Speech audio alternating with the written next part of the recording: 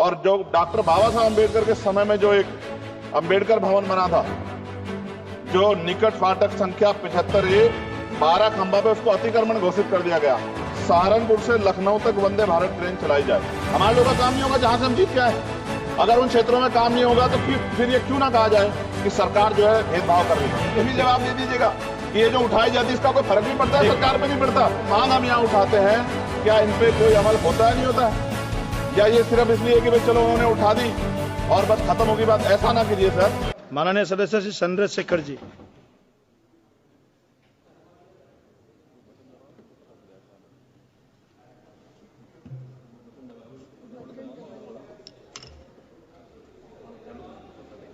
धन्यवाद सभापति जी।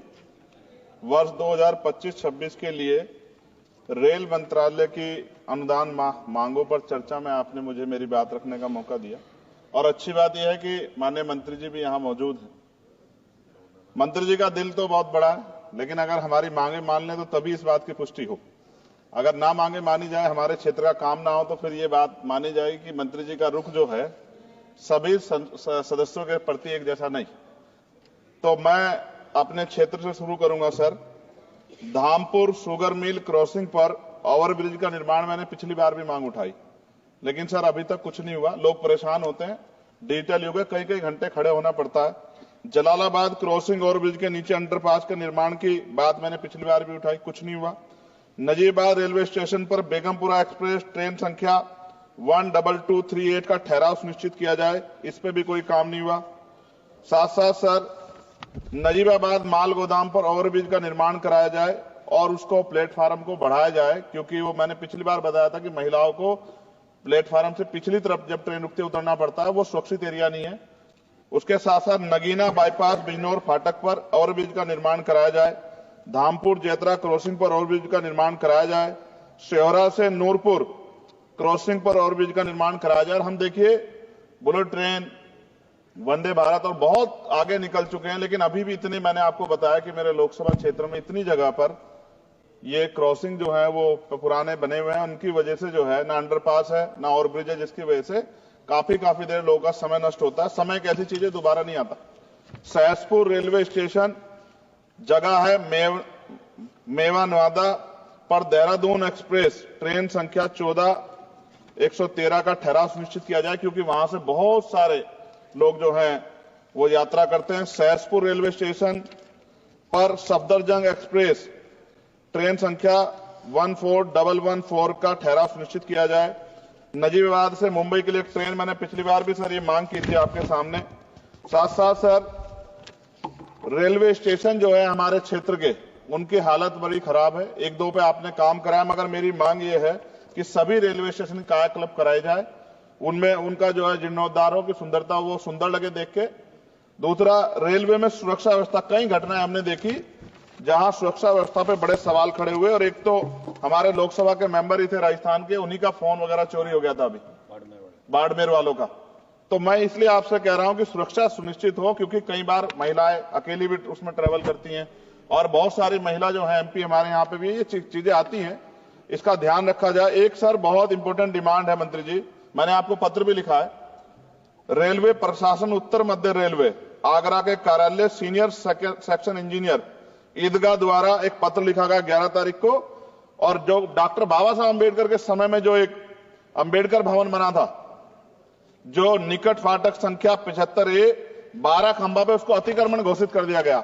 ये क्या मैं ये मानूं कि ये सरकार का डॉक्टर बाबा साहब अम्बेडकर के प्रति सम्मान है, प्रेम है, कि बाबा साहब अम्बेडकर के नाम पे बने भवन को अतिक्रमण घोषित करो, कह दिया 15 दिन में हटा दो। ये गलत, मैंने आपको पत्र लिखा है सर, इसका संज्ञान ले। दूसरा सर, सहारनपुर से लखनऊ तक वंदे भारत ट्रेन चलाई जाए। SC ST के OBC का बैकलॉग सर आपके यहां बहुत है, वो भरा जाए। कोरोना काल में बंद, पिछली बार मैंने मांग उठाई थी कि वो ट्रेनें चलाई जाएं। और प्रमोशन में भी SC ST OBC के कर्मचारियों के साथ भेदभाव होता है, इसको रोका जाए। मैंने पिछली बार लोको पायलटों की मांग उठाई थी कि उनको जो है 2 रात को 2 दिन ड्यूटी करने के बाद फिर ड्यूटी कराई जाती है, और वो लोग जो है फिर कई घटनाएं ऐसी घटती हैं कि एक नींद की झपकी लगी और एक्सीडेंट हो गया, और सारा दोष आपकी तरफ आता। तो अभी ये दिल्ली में भी एक घटना घटी और कई सारी ऐसे ट्रेन घटना घटती है। इसके लिए मैं आपको नहीं दोषी मानता, लेकिन मैं कहता हूं कर्मचारियों को उस तरह की सुविधा मिलनी चाहिए कि वो जब वो ड्यूटी करें तो अपने आप को परफेक्ट महसूस करें। लेकिन अगर ये इस पे ध्यान नहीं दिया गया तो किसी दिन कोई बहुत बड़ी घटना घटेगी, तो लोगों के जीवन की कीमत होनी चाहिए। ये इसमें रेलवे में अमीर भी सफर करता है, गरीब भी करता है, लेकिन अमीर के साथ अगर कोई हादसा होता तो वो चर्चा होती, गरीब के साथ हादसे की चर्चा नहीं होती। ये अनुभव है, हमने रेलवे में सफर किया और रेलवे में करोड़ों लोग सफर करते हैं।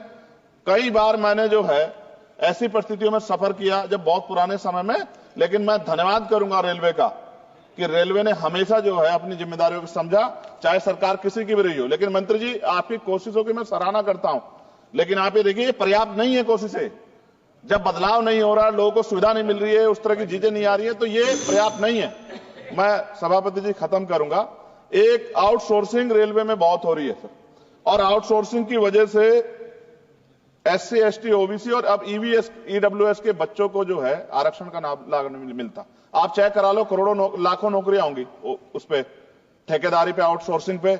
और जब सरकार कहती है सबका साथ सबका विकास, तो आप मेरा ये सवाल है कि जब इन लाखों नौकरियों में रिजर्वेशन का पालन नहीं हो रहा, जबकि DOPT गाइडलाइन है, तो फिर मैं क्यों ना मानूं कि सरकार नहीं चाहती कि SC ST OBC और EWS जो हैं, जो सामान्य जाति गरीब बच्चे, उनको जो आरक्षण के लाभ से वंचित करने का काम सरकार कर रही है। ये क्या सही है?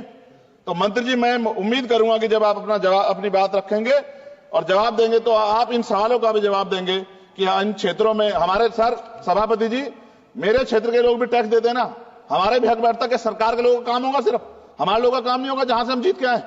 अगर उन क्षेत्रों में काम नहीं होगा तो फिर ये क्यों ना कहा जाए कि सरकार जो है भेदभाव कर रही।